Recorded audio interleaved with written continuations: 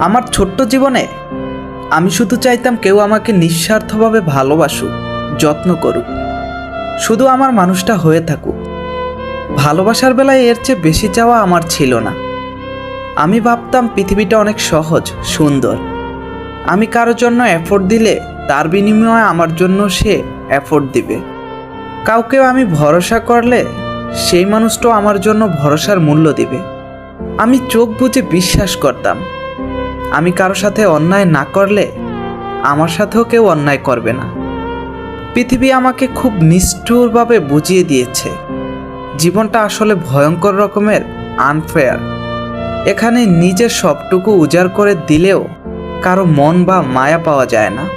এখানে অন্যায় না করলেও বিনিময়ে যাবজ্জীবন সাজা পেতে হয়। এইখানে বড়সার ভালোবাসার মানুষও ভীষণ ঠান্ডা মাথায় অমানবিক কষ্ট দেয়।